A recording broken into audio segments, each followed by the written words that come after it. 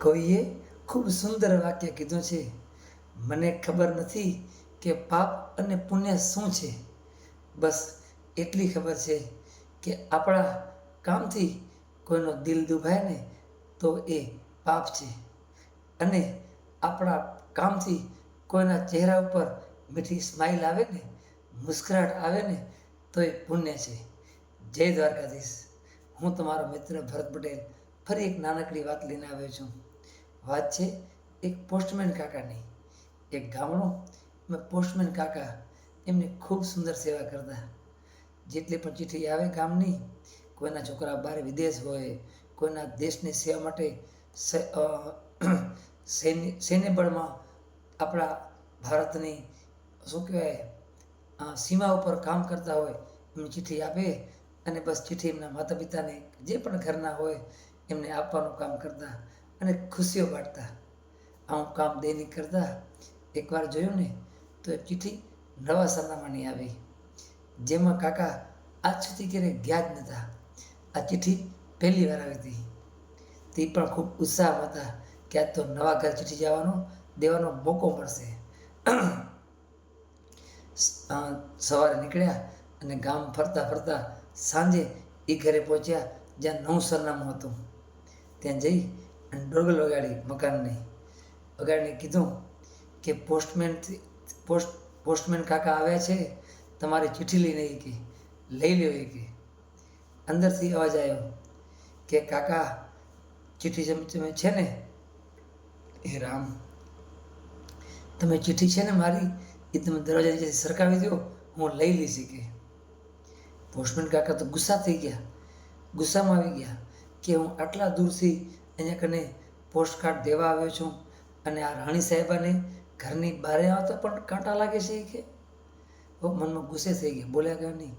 થોડી વાર થઈને એટલે કીધું કે આ તો રજિસ્ટર્ડ છે કે તમારે સહી કરવી પડશે ત્યારે તમને મળશે કે. તો અંદરથી અવાજ આવ્યો, કાકા બસ થોડી વાર ઊભા રહ્યો, હું હમણાં આવું છું એમ કહી અને થોડી વાર 5-7 મિનિટ થઈ પણ કોઈ અંદરથી આવ્યો નહીં. કાકા વરે ગુસ્સે થયા કે આટલી વાર થતી હશે કોઈ નહીં કે, એક ખાલી દરવાજા ખોલતા નહીં કે. પણ ઊભા રહ્યા. 7-8 મિનિટ થઈને તે અંદર દરવાજો ખુલ્યો. પણ જેવો દરવાજો ખુલ્યો ને તો કાકાએ જે દ્રશ્ય જોયો ને, એ દ્રશ્ય જોઈને કાકાને બહુ પોતાના પર ગ્લાનિ થઈ કે હાય, મેં કોઈના ઉપર ગુસ્સો કર્યો. કારણ કે જે ચિઠ્ઠી લેવા આવ્યા હતા ને એ દીકરી હતા, એ 16-18 વર્ષની દીકરી હતી. એના એકે પગ હતા નહીં, બંને પગ હતા જ નહીં એના. તો કાકાને એમ થયું કે મારાથી ગુસ્સો બહુ ખોટો થઈ ગયો છે. કારણ કે જીવનમાં ગુસ્સો ક્યારે ન કરવો, કારણ કે ગુસ્સો કરીએ ને તો ખુદ પહેલાં આપણે બળીએ, પછી બીજા ઉપર ગુસ્સો કાઢતા હોઈએ છીએ.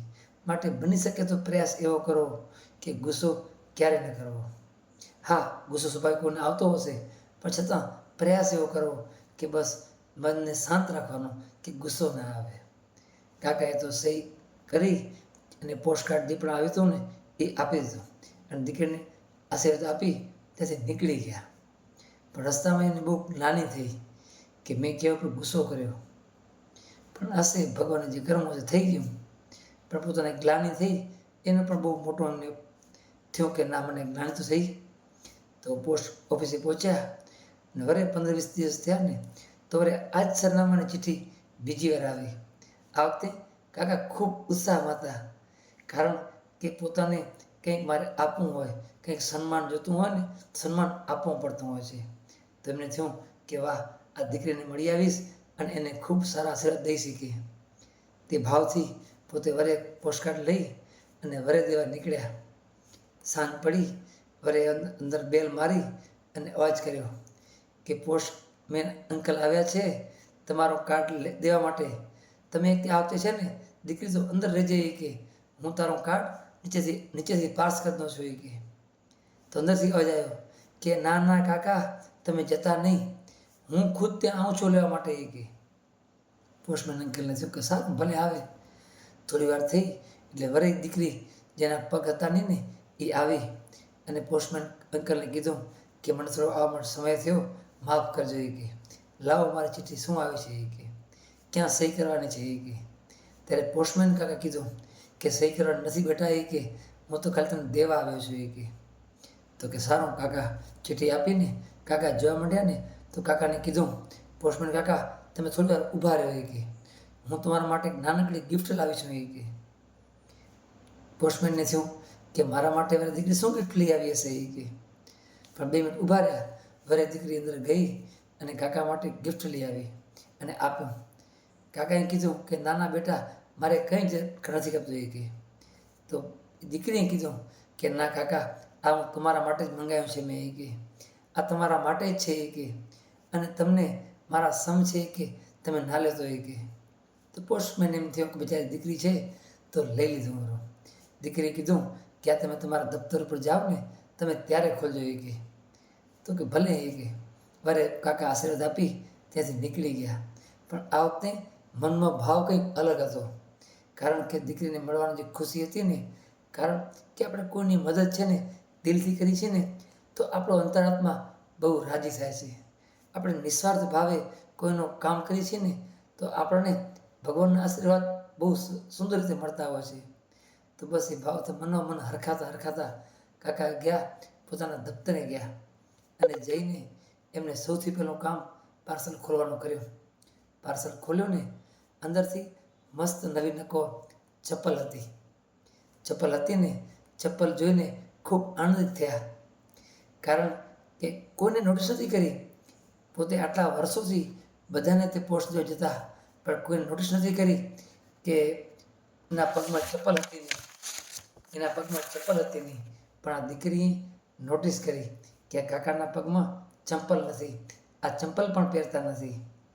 તો બસ એ પોસ્ટમેન કાકાને એને ચપ્પલ આપી અને એને ખુશી આપી. કારણ કે દીકરીએ જોયું કે કાકા મને પોસ્ટ દેવા આવ્યા પણ વગર ચપ્પલે આવ્યા, અરવાના પગે આવ્યા. તો આ છે ને, આ ઇમોશનલ છે ને એ દીકરીનામાં હતું. તો બસ આ નાનકડી વાત ઉપરથી એક શીખ આપણે લઈએ કે હંમેશા ઇમોશનલ છે ને કાયમ બરકરાર રાખીએ. આપણે ઘણીવાર આપણે છે ને કોઈના પ્રત્યે દયાભાવ નથી રાખતા. કંઈ થતું હોય છે ખરાબ છતાં પણ આપણે એ જોતા નથી. આપણે દયાભાવ નથી રાખતા. તો હંમેશા દયાભાવ છે ને રાખો. કારણ કે ક્યારેક આપણે કોઈ જોઈએ ને દુકાનમાં કોઈ કામ કરતા હોય માણસો કે આપણે ખુદ, તો બધાને એમ હોય કે મને પહેલું આપો, બસ મારા પાસે સમય નથી. સમય કોઈને કણ નથી, પણ છતાં એમાંથી 2-5 મિનિટ ધીરજ રાખી તો પ્રભુ ચોક્કસ મદદ કરે છે. આ દીકરીએ જેમ પોસ્ટમેન કાકાની ખાલી પગ ઉપર જોયું કે કાકાને ચપ્પલ નથી તો ચપ્પલ લાવ્યા ને, એમ એને ખુશી બેવડાઈ ગઈ. તો બસ આપણે પણ ક્યારેક જીવનમાં ક્યારેક રસ્તા ઉપર જતા જોઈએ કે આના કને વસ્તુ નથી અને આપણને ભગવાને શક્તિ આપી હોય ને તો એ લઈને એને આપીએ ને તો ખરેખર જે આપણા હૃદયમાં શાંતિ થશે ને એ તમારે કાંઈ કરોડ રૂપિયા હશે ને એનાથી નહીં મળે. પણ કોઈને આપણે આપીને, સારા ભાવથી આપીને જે વસ્તુની જરૂર હોય છે તો ખરેખર આપણો અંતરાત્મા ખૂબ રાજી થાય છે. બસ તો હંમેશા એક વાત કહું છું કે હંમેશા દુનિયામાં કામ એવું કરું કે પ્રભુ કરે યાદ. જય શ્રી રામ, હર હર મહાદેવ.